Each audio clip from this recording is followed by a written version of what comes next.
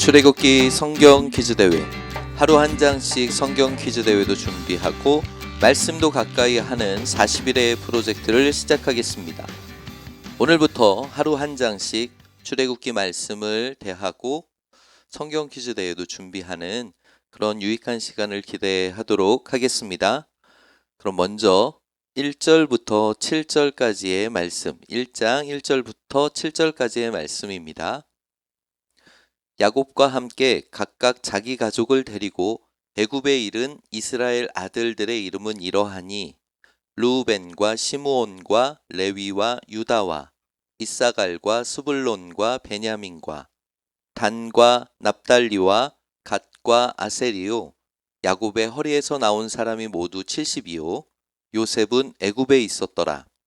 요셉과 그의 모든 형제와 그 시대의 사람은 다 죽었고 이스라엘 자손은 생육하고 불어나 번성하고 매우 강하여 온 땅에 가득하게 되었더라. 1절부터 7절까지의 말씀인데요.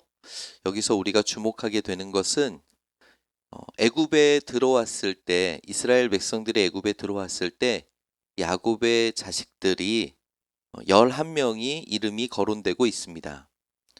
2절부터 4절까지 11명이죠. 르우벤, 시므온, 레위, 유다, 이사갈, 스불론, 베냐민, 단, 납달리, 갓, 아셀. 야곱의 아들은 12명인데 11명이 들어왔네요. 왜일까요? 5절에 보니까 요셉은 애굽에 있었어요. 요셉은 먼저 애굽으로 와서 총리가 되어 있었죠. 그 덕분에 야곱과 그의 아들들이 애굽에 들어올 수 있게 되었습니다. 그때 야곱의 자식들, 야곱의 사람들이 모두 70명이 함께 들어왔다고 되어 있습니다. 이스라엘 백성은 애굽에 들어와서 잘 정착해서 살게 되었고요.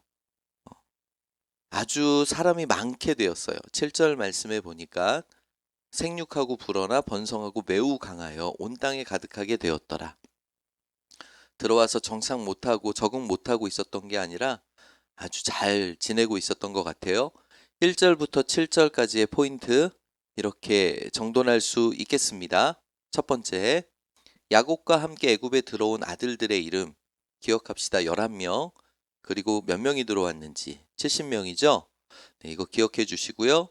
두 번째, 이스라엘 백성의 수가 크게 증가하였다라는 것을 특징으로 삼을 수 있겠습니다. 다음은 8절부터 22절까지의 내용입니다. 요셉을 알지 못하는 새 왕이 일어나 애굽을 다스리더니 그가 그 백성에게 이르되 이 백성 이스라엘 자손이 우리보다 많고 강하도다. 자, 우리가 그들에게 대하여 지혜롭게 하자. 두렵건대 그들이 더 많게 되면 전쟁이 일어날 때에 우리 대적과 합하여 우리와 싸우고 이 땅에서 나갈까 하노라 하고 감독들을 그들 위에 세우고 그들에게 무거운 짐을 지워 괴롭게 하여 그들에게 바로를 위하여 국고성 비돔과 라암셋을 건축하게 하니라. 그러나 학대를 받을수록 더욱 번성하여 퍼져 나가니 애굽 사람이 이스라엘 자손으로 말미암아 근심하여 이스라엘 자손에게 일을 엄하게 시켜 어려운 노동으로 그들의 생활을 괴롭게 하니 곧 흙 이기기와 벽돌 굽기와 농사의 여러 가지 일이라. 그 시키는 일이 모두 엄하였더라. 먼저 8절부터 14절까지의 내용 중에서 애굽 왕 바로가 이스라엘 백성 때문에 고민이 생긴 것을 알 수 있습니다. 이스라엘 백성의 수가 너무 많다 보니까 나중에 애굽의 적국하고 대적과 힘을 합해서 애굽을 공격하면 어떻게 할까 걱정이 된 거예요. 그래서 애굽 왕 바로는 이스라엘을 괴롭히기 시작했어요. 그 첫 번째가 국고성 비돔과 라암셋을 건축하게 했고요. 그리고 어려운 일을 시켰는데 흙 이기기와 벽돌 굽기와 농사의 일을 아주 힘들게 이스라엘 백성에게 시키는 모습을 볼 수 있습니다. 15절부터 볼게요. 애굽 왕이 히브리 삼파 시브라라 하는 사람과 부하라 하는 사람에게 말하여 이르되 너희는 히브리 여인을 위하여 해산을 도울 때에 그 자리를 살펴서 아들이거든 그를 죽이고 딸이거든 살려두라. 그러나 산파들이 하나님을 두려워하여 애굽 왕의 명령을 어기고 남자 아기들을 살린지라. 애굽 왕이 산파를 불러 그들에게 이르되 너희가 어찌하여 이같이 남자 아기들을 살렸느냐?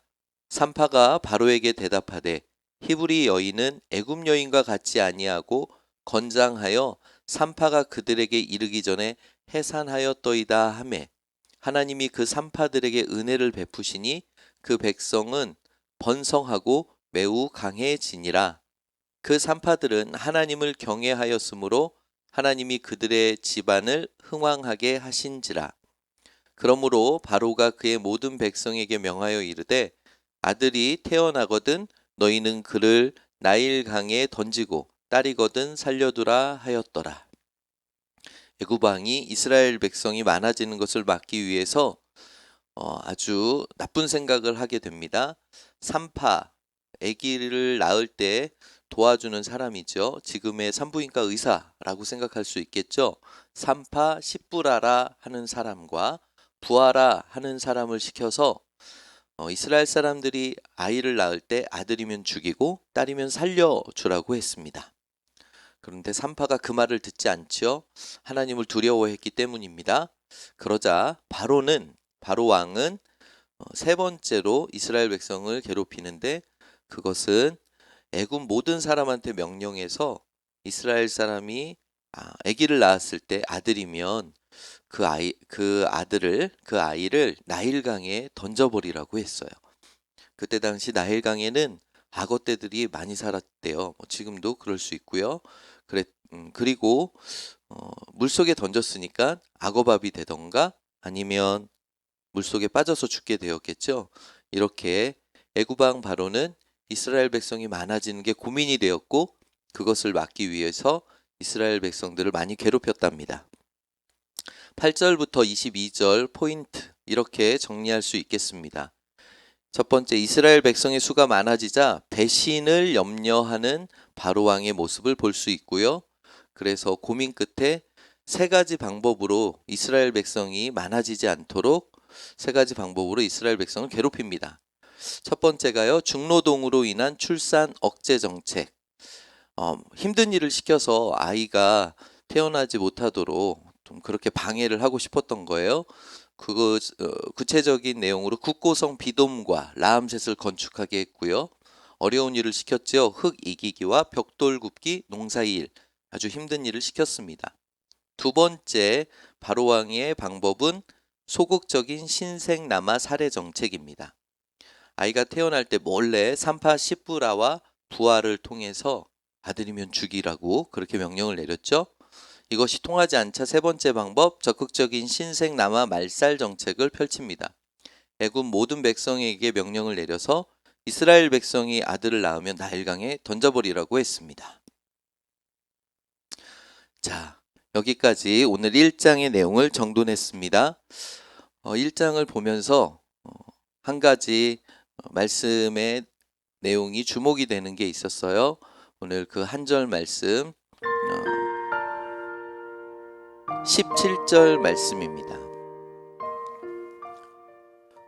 그러나 산파들이 하나님을 두려워하여 애굽 왕의 명령을 어기고 남자 아기들을 살린지라.